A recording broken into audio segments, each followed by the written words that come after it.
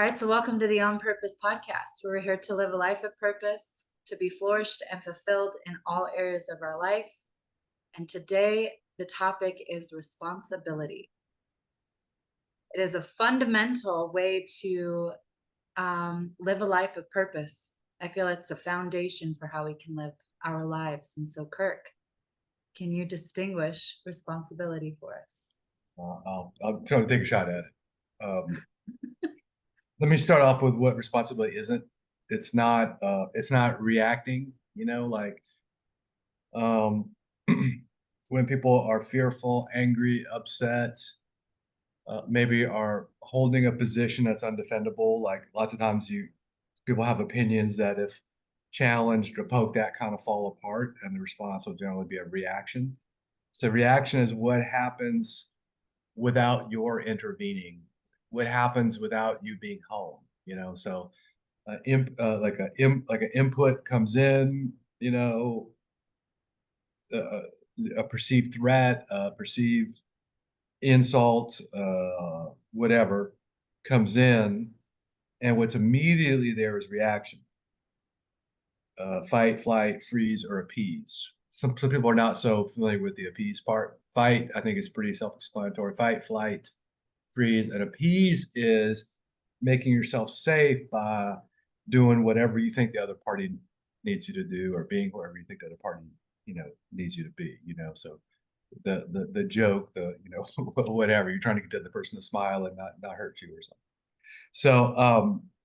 So reaction is what happens just automatically. The mammalian brain is running the show in our bodies, in our lives, right? So, there's three brains. There's the Homo sapien brain. That's the brain we're proud of. That's, your personality, the you that's thinking, the you that's agreeing or disagreeing with me right now. That's your Homo sapien brain.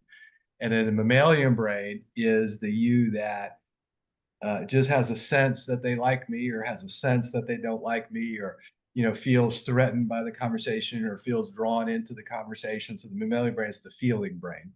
And then you have the reptilian brain, which is just handling autonomous functions, heartbeat, breathing, that sort of thing. So the mammalian brain is running the show. If you have any doubt about that, try to hold your breath until you pass out.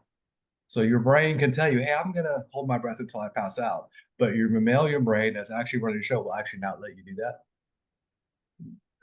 I don't know if we should try it here. I'm good. I'm good. If anybody else wants to give it a shot, I'll just wait. Anyway, yeah, you can't do it because the thinker is not actually running the show. The mammalian brain's running the show. So one of the things that we say here, and not just here, it's pretty universally accepted, is that your thoughts give you your feelings give you your actions, right? So the feelings are running the show. Your feelings give you your actions, and your actions give you your results. So you can't really work against your feeler, your mammalian brain. So if you shift a perspective, you might shift the feelings, and then you could take a different course. But if you don't shift your perspective, the feelings stay the same, right? And you have very little control over that. So reacting is very much it's an animalistic thing. It's of the mammalian brain. It's the thing that's driving the show that you don't think is driving the show. Again, if you have any doubt, just try to hold your breath till you pass out. And so reacting is what happens most of the time, and reacting is what happens when there's no intervention. Okay, so what does intervention look like? Well, intervention looks like a conscious pause. So input comes in.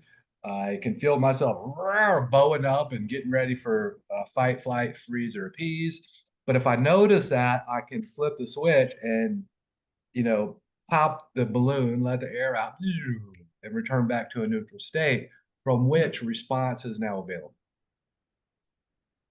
If I'm not triggered, I might just be able to simply respond. But if I am triggered, if something comes in that would normally cause a reaction, some sort of intervention is required. Conscious pause is how I think about it inside myself, right? So conscious pause.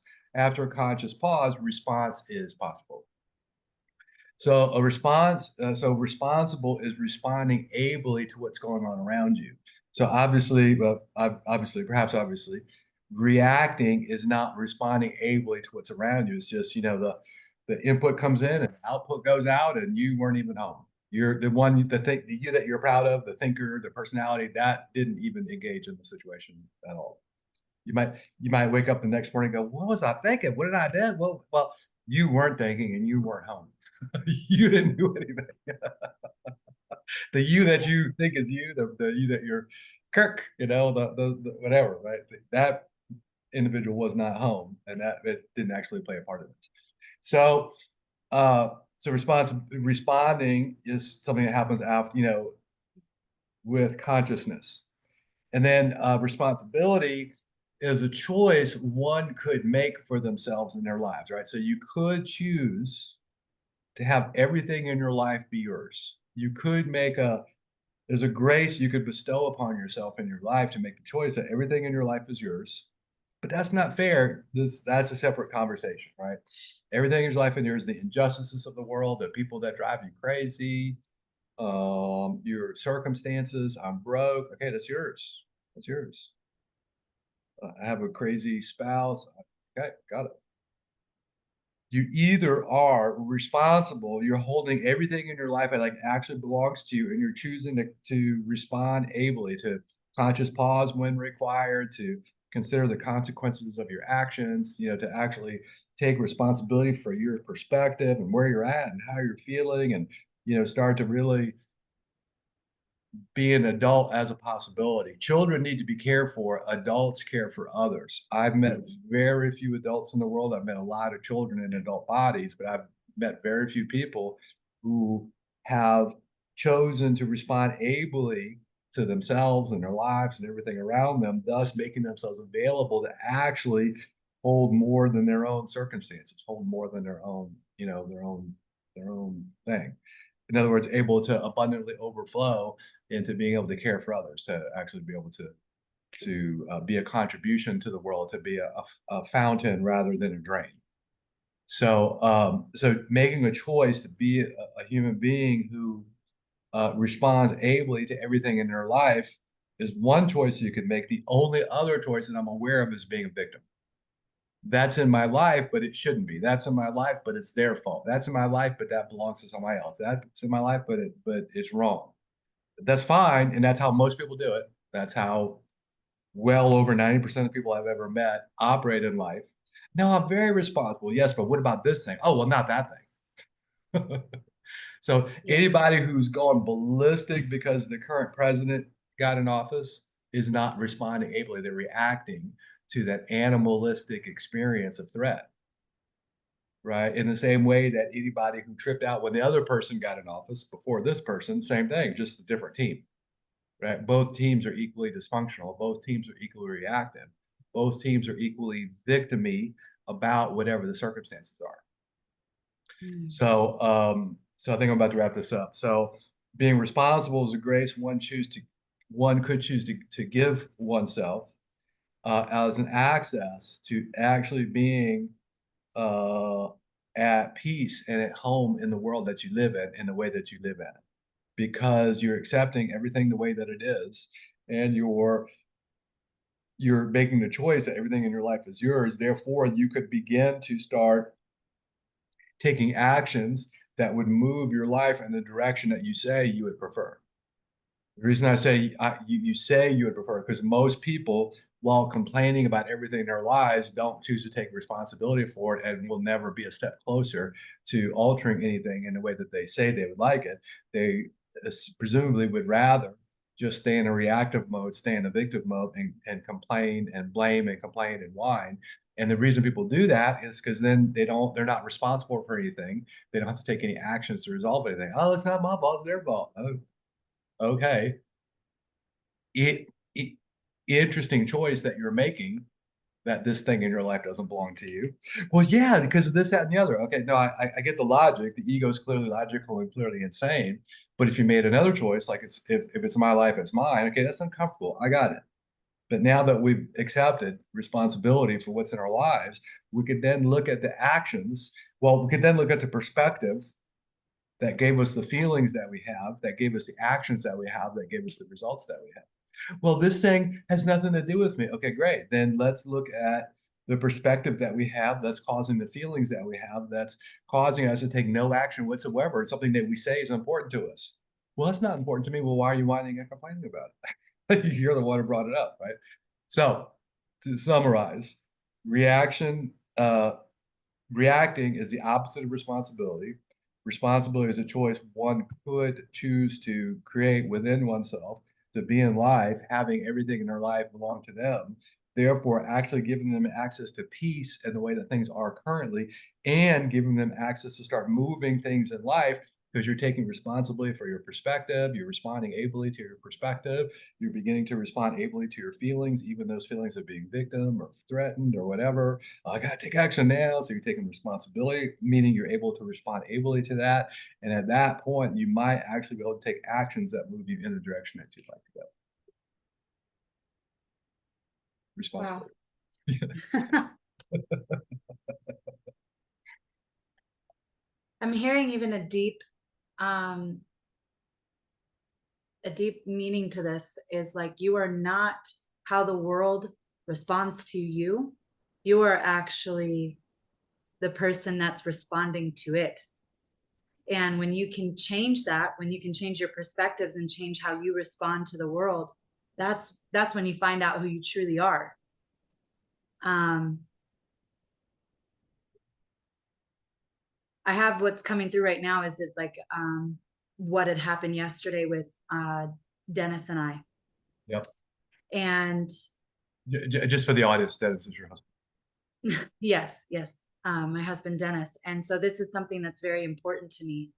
And we had a conversation yesterday. He engaged with me in a conversation, and halfway through it, he puts earphones in and starts eating. And I'm like, he's not paying attention to what I'm saying right now.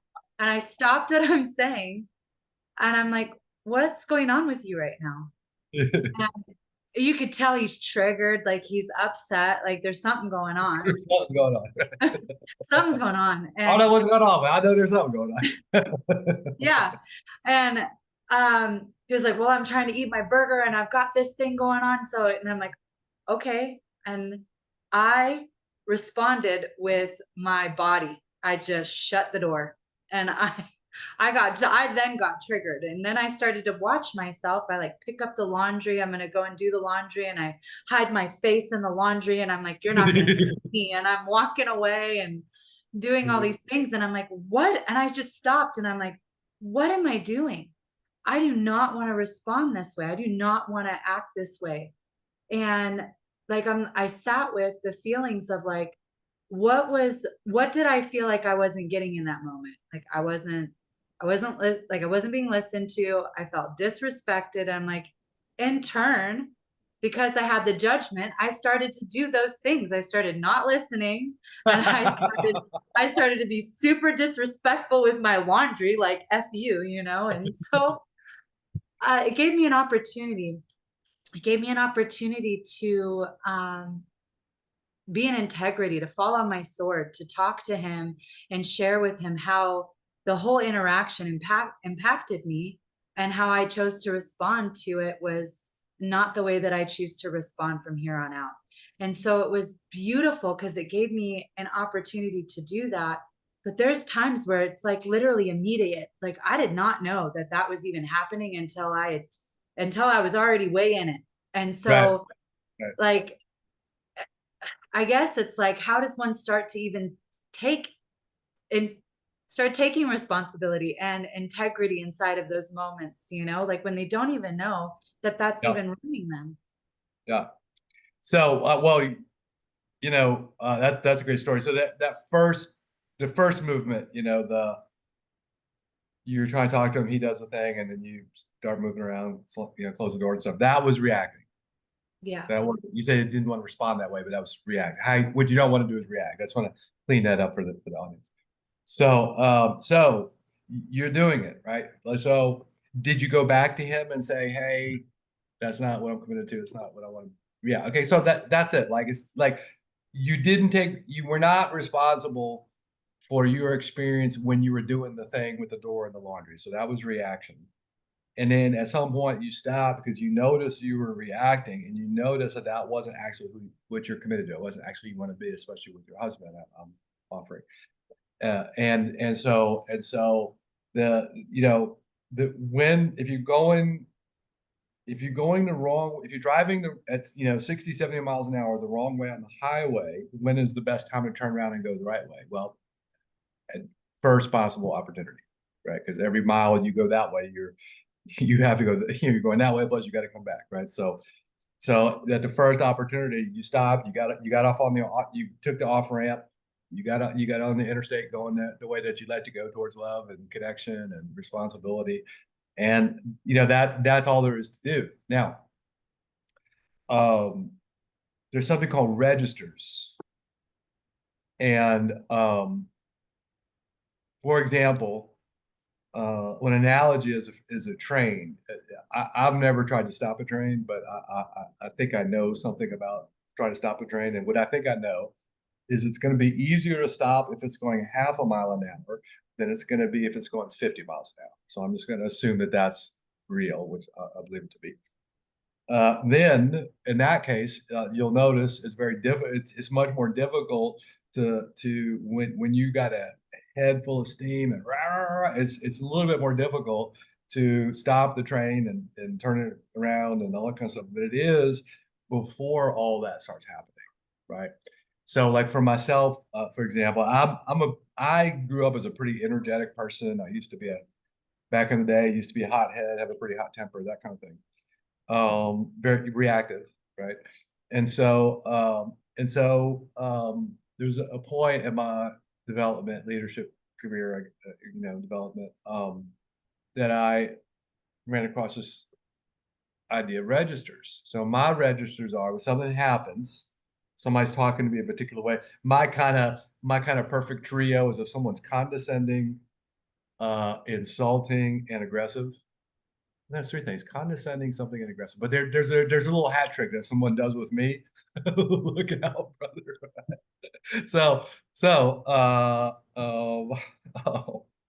Oh, so if that's happening now, right? I can feel my respiratory rate increasing. I can feel my heartbeat rate increasing. I can feel heat on the back of the neck. Sometimes the hair stands up on the back of my neck, and I have this overwhelming impulse to take decisive action now. So when all that happens together, that's a familiar feeling. I know that feeling. Well, I've trained myself to recognize. First, I had to distinguish it. Okay, what happens to me right before the train's going 50 miles? What does the train look like when it's going a half a mile an hour? Right. So that's what I'm trying to distinguish with the registers. So what it looks like is your heartbeat, breathing rate, heat, and then this really strong impulse to just reach out and touch somebody or whatever, take decisive action. So when that happens, metaphorically, energetically, pop the balloon, all the air goes out, and then I'm back in a state of neutral. The train's not moving, it's not trying to move, it's not picking up speed, it's just sitting there. And I'm now standing here neutral, and I'm now listening to what's happening inside of a commitment to be responsible rather than reactive, right? And what I've noticed for me, definitely over time, is I get much better results in terms of I'm actually appreciating and liking my response to the situation very much. It's very clear to me I'm getting a much better response for the person I'm interacting with. And in my particular position, I'm the leadership trainer here in a community that's very interested in leadership. So everybody's watching me every moment. How I respond to anything and everything here, it gets used for something. And so I want to be a model for a new way of being a human being in the world, fully responsible, following God, following love, confronting dysfunction. And, it has taken quite a bit to create a culture and create a leadership team where this village is not tearing itself apart all the time.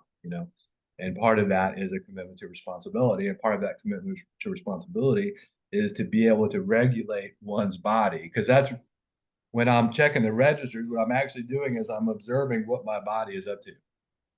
And Yeah. when this particular sequence of observations happens, I know that what happens in about 3 seconds is ugly and not something I wish to promote anymore. So that's registers. I forget what the exact prompt was, but um, um, that is a way that I deal with the mammalian brain, and mine's no different than anyone else's. It gets triggered. It has, it tries to, it is running the show. The only difference now is I'm aware that my mammalian brain's running the show, and I'm constantly at work on my perspective that then feeds my, how I feel about things and what actions I take. I've both learned to take actions outside of how I feel. An example with that would be we have a new dog on the property, a Doberman named Kira that was a stray and looks like she was mistreated. And we have her on the property. We're taking care of her for a little bit. Now, I'm personally connected and attached to her, and my personal desire would be to keep her. However, I'm not voting on anything to do with her, and I'm going to fulfill the will of the village regardless of how I feel about it. Now, my mammalian brain doesn't like that, right? If I have to go take her someplace to give her up, I will do that because that's what I said I would do. But I don't like it, and it's not what my mammalian brain wants to do. And I can see my ego plotting and scheming to get around that some kind of way. So I'm watching the whole thing. It's not like it's not happening, but I'm just watching the whole thing. So I'm able to observe myself thinking it through. I'm able to observe how I feel about it and what the impulses are. And I'm able to observe, and most times I'm able to direct the actions of my body. Like I will put her in her car and I will drive her someplace and I will give her away. And it doesn't really matter how I feel about it at a particular time. Let me pause there. Let you Yeah. pick up the pieces of all that. Good luck. Well, the prompt was how does one even start to begin to get into integrity and responsibility when they don't even know, like, Okay. even running the show. So that actually was really beautiful. I love Well, that you're. let me just add Go one ahead. little thing. Everything I just said, plus when you trip and fall, which you absolutely will from time to time, you just simply take responsibility immediately. Like, so you restored your integrity, you went and spoke to your husband, all the things, and now you're back on track. So everything I just said, and when you fall off the wagon, which you absolutely will at the beginning, and always a little bit, all there is to do is just recognize it, get back on the horse, restore your integrity, make your apologies, make amends, whatever that looks like, and forgive yourself and get back on the horse and start riding. And with that, Yeah, I love that. And I want to bring in, like, sorries need change, like there's like the part of the recipe for restoration of integrity is that you are choosing to go forward in a different direction, like, because nice. without a new future, without a new anything, then it's like, well, I know that this is going to happen again if you're just sorry about it, so I really wanted to bring that in right there. And then I really loved how you were talking about how you noticed the sequence of what would happen and your observations of what would happen to find out, like, what makes you pop, Yeah. and so how did you begin that journey to actually start doing that? Well, just like this, someone was created this world and language called registers with me because it was my mentor at the time, and she noticed whatever she noticed, and hey, have you know about registers? Like what? Okay, sit down, let's talk. So it's like just what this is like. Hey, there's a whole world and language here that is really supportive of a particular thing. And the particular thing that this world and language is supportive of is operating in responsibility rather than reaction. So at first it was just awareness. And in the context in which I was made aware of it, I was deeply committed to being a very strong leader. So I was interested and motivated. She didn't have to beat me over the head with it. She just had to offer it on a platter, and I grabbed it because I saw that it would assist me in what I was committed to, which is being really, really strong, powerful leader. So that's how it was for me. If, as with anything, if someone's not interested in waking up to something or altering their perspective or letting go of something, there's really nothing, you can't really beat it out of them. The Yeah. person convinced against their will is of the same opinion still. Yeah. Mm. So this brings us to this next topic, which is the motives behind why you do what you do. The reaction part or the responsible part The in the it's doing. Yeah, I mean, well, in regards to the same topic, but it's like, how does one notice the motives behind their actions? All right, yes. So last week in the visionary program, or this week, today's Thursday. I think it's this week. Yes, thank you. We did an exercise called the fear exercise. And the fear exercise, we explored. So most people are disconnected to how afraid they are. No, I'm not. Well, hang on. uh, I'm a stand my ground. Most people are very disconnected to how afraid of they are. And if you look back in your childhood, you know, when you were a little kid, there's all of these. For me, I'll just speak for myself, and I'll invite the listener to kind of find themselves with me. You know, when I was a kid, and my circumstances might not be exactly yours, but in each time frame I talk about, try to find for you what I'm pointing to for me. So I grew up in a very dysfunctional family, narcissistic mother, crazy men, the type of men who would be attracted to a narcissistic woman. Um, drugs, dysfunction. You know, the men in the house were either drugs or crazy or pedophiles or whatever. And so uh, uh, the adults were crazy and scary, and there was fear and anxiety inside of me about that. And then I go to school, and some teachers were nice, but some were just mean. And I grew up usually in most of my childhood was in bad neighborhoods in New Orleans. Um, some of the time that I lived in New Orleans was like the murder capital of the states. So I'm not taking pride in that, but just like the rough areas in New Orleans were no joke. It was not a Disneyland equivalent.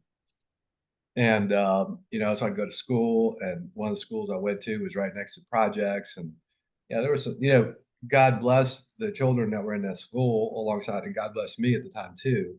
But some of these kids were going through terrible, terrible childhoods, and then I was the beneficiary of that.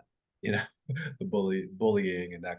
When I was a kid, I was small for my size, long eyelashes, hair way too long. I stuttered, and I had an attitude. In other words, I was a bully back then. So,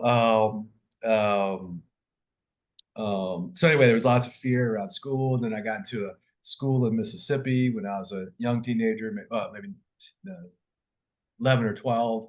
And in this school, if you didn't have your homework, you got beaten with a paddle. And it wasn't some flimsy little paddle like this. It was like a good half inch. It was like a little cricket bat, you know, and the pain was unbelievable. And so, dysfunctional family at home, getting beaten at school, getting teased by the kids because I was the city boy and the country school. It was just awful. And so I remember walking through the hallway with my neck so hot and my chest so hot that I was literally sweating going into the class that I didn't have my homework for, thinking I was about to get beaten. Sometimes I did, sometimes I didn't. To just give you a sense of like this, the amount of fear that little children live in, kids live in. And then, you know, high school in New Orleans, and multiple times held up at knife point, you know, money stolen, that kind of stuff. Um, you know, then you work your way up to your first job, perhaps. I didn't, I had a pretty short college career, another story, but you get to your first job, perhaps, and, you know, the boss is you know, just completely indifferent to your suffering and what you need, or really mean, or maybe your boss is great and the manager sucks, or maybe your manager's great and there's bullies in the workforce, you know, or maybe it's the next job or the next job. But my point is, for most people, a huge percentage of our life is filled with fear.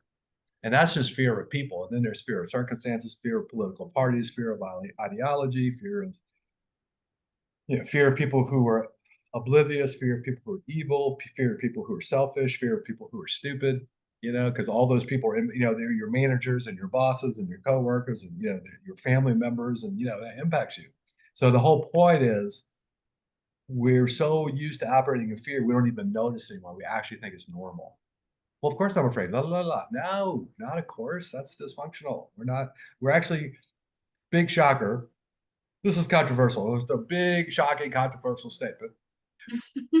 We're meant to live in peace, love, and joy. I've hardly ever met nobody in my entire life who lives in peace, love, and joy. I might have just lost your entire audience. I apologize. But so this fear and anxiety that we live in isn't natural. It isn't normal. It is, I mean, it's okay, I guess, but it isn't okay. We're suffering. So that fear, that constant fear drives so much of our actions, right? So that gets right in with the mammalian brain. It bypasses the thinker. The thinker just looks the other way. Oh, it's normal. The thinker explains it away. Oh, of course I'm no, not of course. It's not okay. Stop making it okay. Take Yeah. responsibility. All this stuff is in your life. All this stuff is from your perspective. It's ruining your life. Well, you know, I don't know what that means exactly, but it's taking away from you the opportunity of a life of peace, love, and joy. Let's if that's ruining your life, then yeah, that's what I mean. So so fear. Fear. Fear is I believe fear is the answer to your question. Why do we do so many crazy things? Why are we so reactive? Why do we hurt each other? Why do we do things that are not in our self-interest? Um, Scarcity is a form of fear. Oh, there's not enough money, not enough time, not enough love, not enough people, not enough women to have a wife, not enough men to where are all the good men? That's scarcity. Where are all the good women? That's scarcity. Where are all the good people? That's scarcity. I never have enough money. That's scarcity. You know, so that's fear too. So we're living in scarcity, we're living in fear. I just mean we're living in fear in all these different ways, all these different things that we can be afraid of, and we don't even notice anymore. It's like the air that we're breathing. We've been living in sewage so long it doesn't smell bad anymore. I think that's the analogy I'm trying to come home to. So why are we so reactive? Because we're living in fear, and it just takes a little pinprick to set somebody off because they're already just barely hanging it together. You just pop on that little thing and kaboom. So that was the whole thing that came through. I hope that was the answer to your question since we spent so much Well, yeah, that's, time.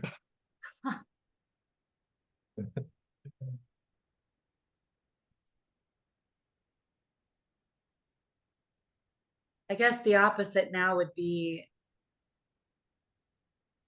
what does it mean to have a pure heart and to have Yeah. pure motives? Well, it's going to take faith because there's so much evidence for that things are wrong and things are bad and people are crazy. Like there's so much evidence all the time. People keep reinforcing the idea that something is wrong here. There's not enough. We have to take from each other. We have to manipulate each other. We have to wear a mask and not be real with each other. Otherwise, who knows what would happen? Well, what would ultimately happen is we would all be authentic, would all be real with each other, would all figure out that it's stupid to keep fighting each other and keep blaming and shaming each other. We could actually come together as brother and sister, and we could actually start to get to work on a world that would be a representative of heaven on earth. That's possible. And that's what we're doing here. But it takes an extraordinary, beyond what's ordinarily accomplished. It takes an extraordinary level of responsibility and integrity and open-heartedness because we've all grown up in this cesspit that I just described. Every one of us has grown up in this cesspit. Cesspit, is that the right name? Cesspit. Sewage. Yeah, we like all that's we all we all grow up in the sewage, and we're numb and oblivious at just how dark and stinky and nasty and detrimental it really is. So, you know, as we're waking up, there's this whole other, as we're waking up and healing up and growing up, there's this whole other possibility of us metaphorically, joining hands, looking both ways, crossing the street together and making sure we all get safely on the other side. And that's the reason I'm here with Earthquake University, and that's why I do the leading that I do, and that's why I'm here today with the On Purpose podcast. yeah.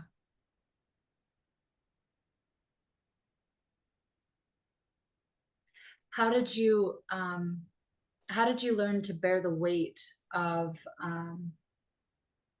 the decisions. We all make mistakes. We all are going to keep continuing, just like me, you know? And so Yes, like absolutely. I tend to have an ego that likes to get a little heavy around making a damn mistake, you know? And so um how do you do that with how do you bear the weight of it, not deny it, take responsibility for it, and also have the grace and the humility and the, I guess, the joy also, like, okay, I found something that's cool. Let's get to work. Let's, you know? So, Two things. Yeah, two things come to mind. One is when I started this leadership journey, I was 36 years old. It was 1996, I believe. And until just a few things started happening in my life a few months before that, the big transition point was the Landmark Forum.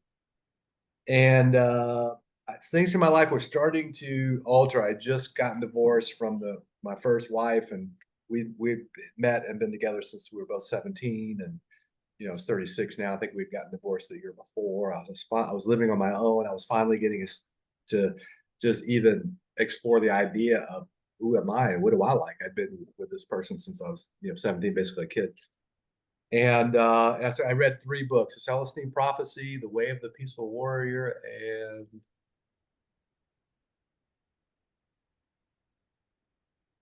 maybe it was The Power of Now. It might have come later. I'll try to remember. But anyway, so my mind was starting to open up to, maybe maybe everything isn't what I thought it was. And then I do the Landmark Forum and, mind blown, kaboom. And as I contemplated dedicating my life to being a leader, and it was all voluntary, it was not a career choice. I was contemplating spending 20, 30 hours a week indefinitely, years and years and years on end, that were not career or income related, just in the pursuit of leadership. And as I was contemplating that journey, one thing I got present to was most of my life really occurred as an arduous, painful test. My marriage occurred for me that way, my career occurred for me that way, uh, my friends occurred for me that way. Like, I often felt very alone and isolated, and nobody understood me. Like, I got dropped off on the wrong planet or something. So my experience of life until just a few months before that weekend was just torture, basically. And so what was presented to me was a pretty difficult road, but it was a pretty easy yes, because all I'd ever known was a difficult road that led me nowhere. That just led me to more difficultness. But this looked like a difficult road that might actually take me someplace that I want to be, like a powerful person, a man of character and integrity, someone who actually contributes to others. I really know nothing about that. And so it was an easy yes for me, just because of things I just said. So that was easy for me. So that was one piece of it. And sometime later, there's another world and language that got introduced to me, which is having a purpose that's worth getting your heart broken over. How do you say that? Worth getting my heart broken over and over again. So the life I live now and the purpose that I have, bringing heaven on earth, being a steward to this leadership journey that we're all on together, like that's something that I love so much that I'm willing to have my heart broken over and over and over again without complaint. And I just made that choice years ago, and I've never looked back, because it's been a choice that I've made that's been really profitable for me. So the two things were coming from difficult circumstances, or my perception of difficult circumstances, saying yes to a difficult path that would actually lead me somewhere beautiful. It seemed like an easy yes. Probably took a minute thinking about it. And then the other thing was, it was difficult. There was trials and tribulations, especially at the beginning. I was super clunky, and there was not much evidence I would turn into leader that I had at the very beginning. Fortunately, someone saw greatness in me, which is why I pass that forward as often as I can. And then at some point, I got the idea that this is going to be like a forever thing. Like, I'm not never going to turn back from this.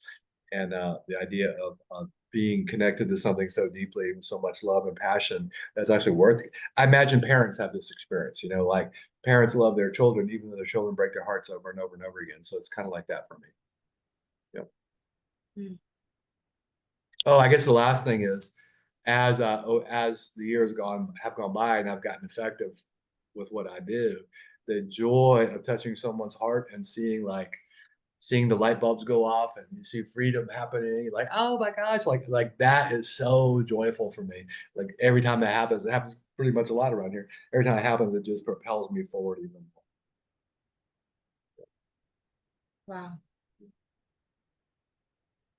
So I pray that people have the courage and the faith to follow a purpose that is one of meaning, one Yeah. that is based on your values and your principles and your virtues, and that you get to work on your perspectives, that you transform your perspectives. And if you want some support in doing that and in in your journey, we have the Visionary Leadership Program that Kirk McDowell leads, and it gives you access to these worlds of language, access to different perspectives that can transform your life from the inside out.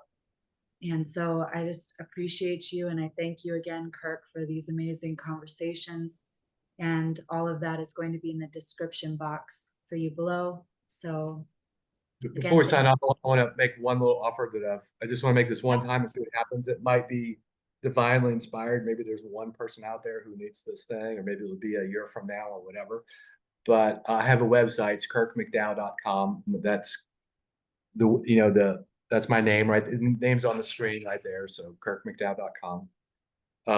And on that first page of that website is a little button that says, have a conversation with Kirk. Let's have a conversation, whatever it is. And on the other side of that button is an opportunity to meet with me for 30 minutes on Zoom. So I'm not really sure why I'm offering this. There's no charge or anything to it. It's just things I just want to say at this one time on this one podcast. And because I just sometimes things float through me and I never know why. But maybe there's one person out there who's for some reason it's really important to connect with me. And if that's the case, there you go. thank you, Kirk. And thank you, everyone who's watching this. I appreciate you and I love you. And find your purpose.